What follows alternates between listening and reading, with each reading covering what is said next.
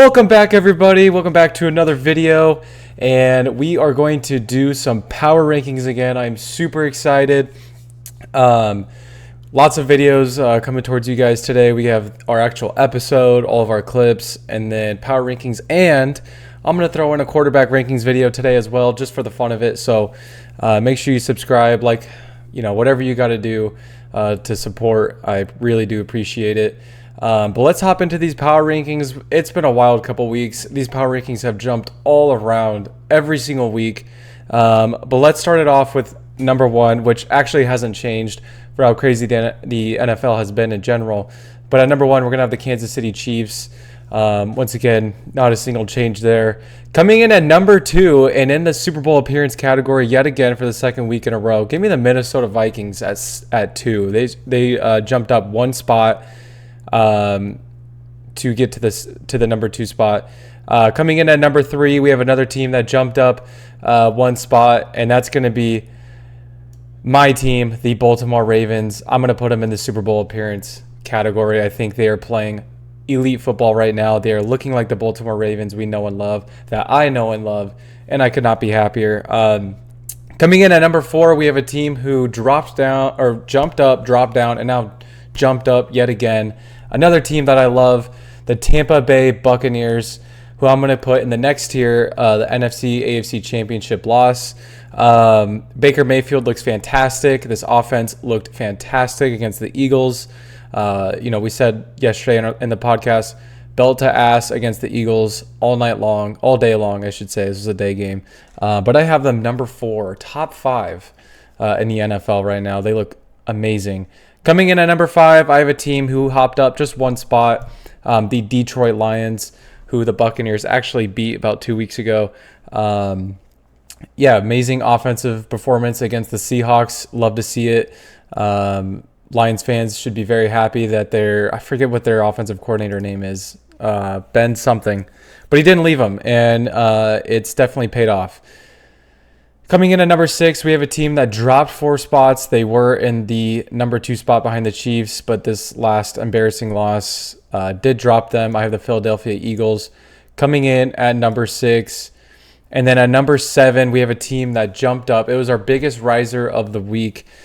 Jumped up 13 spots just on how solid they looked against a pretty good defense in the Indianapolis Colts, who I'm going to put in playoff win category. Joe Flacco, honestly, like the Colts did what the Dolphins should have done. They got a really solid backup for Anthony Richardson, who they know is injury prone, and who knows how long he's going to be out. Joe Flacco looks like he can win them some games. Coming in at number 8, we have a team that hopped up 8 spots, and that is the Atlanta Falcons, who've been a really weird team. They beat the Saints, who've been also a very good team this year. And the Falcons have looked disappointing, but they're still 2-2, and they've beaten the Saints and Eagles, who are 2 very good teams. So it's really weird. Coming in at number 9, we have a team that dropped 4 spots. Kind of had a weird win against what I would say the worst team in the NFL right now, the Houston Texans, who I think are kind of in a weird spot right now, but I think they'll start playing better as the season goes along. Coming in at number 10, we have a team that actually stayed exactly where they are with their win. Their win really didn't mean too much, and they actually didn't even really look that good in the win.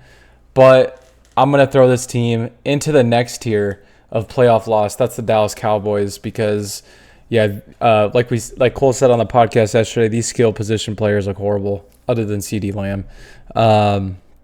And Dak's actually having a good year again. So it's going to be interesting to see how good this team really is this season. Coming in at number 11, we have a team that hopped up 2 spots. They did get a win, but it wasn't like a statement win or anything. But we have the San Francisco 49ers, who I feel like are still trying to find their footing this season, coming in at number 11. And then at number 12, we have a team that dropped 4 spots for their loss on Sunday. Honestly, was way more embarrassing than the score really showed, because they almost came back. But the Green Bay Packers at number 12 will go behind them. Coming in at number 13, we have a team that dropped 6 spots. This might be a little too harsh, just because they did play, a very, very good team in the Baltimore Ravens.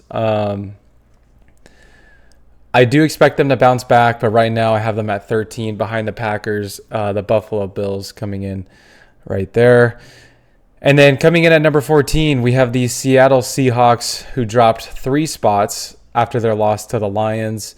And I'm wondering if I should maybe break. I think I'm going to break off the tier here and put them in the missed playoffs, but they aren't terrible tier, just because we haven't seen them really beat a very good team so far. And this is coming from someone who really does like the Seahawks.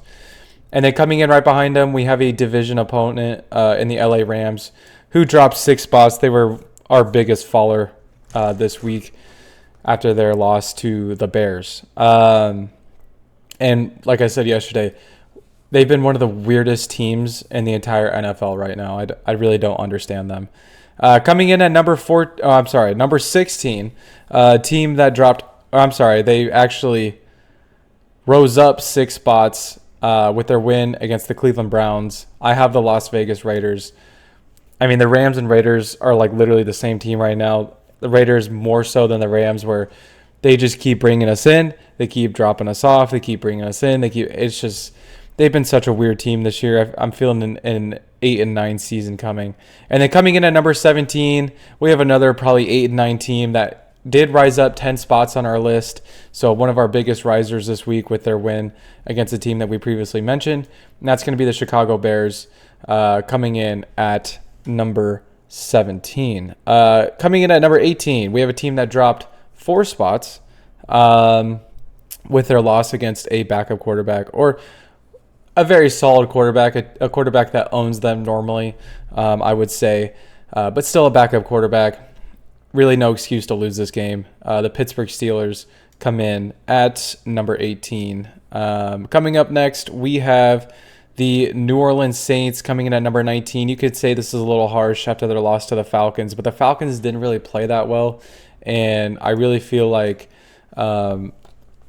they should have won that game against them. So they dropped 4 spots this week to get to number 19. Coming in at number 20, we have a team that dropped 3 spots despite winning because it was kind of a close game and they played one of the worst teams in the NFL. They're still 1-3. I'm not overrating this team just because, coming into the season, this is a really good playoff caliber team. No, they haven't really been playing that well, and their defense is atrocious. Bengals come in at number 20 here.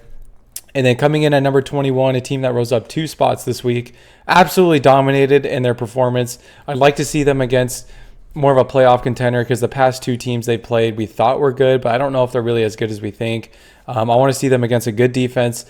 And that's another thing. They also played 2 of the worst defenses in the NFL. I'm all in on the Jaden Daniels hype train, but I think I'm going to have the Commanders come in at number 21 as of now.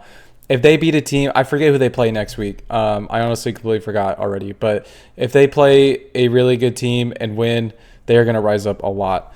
Coming in at number 22, we have a team that rose up 2 spots, a team that's somehow 500. I don't understand how. It's really just because of this defense. And if Bo Nix actually does get better as the season goes along, this team could be like a 9-8 team with how good this defense has been playing. But the Denver Broncos come in at number 22. At 23, we have a team that honestly has been one of the saddest stories of the year so far. A team that could be so good, but just always the same storyline every year.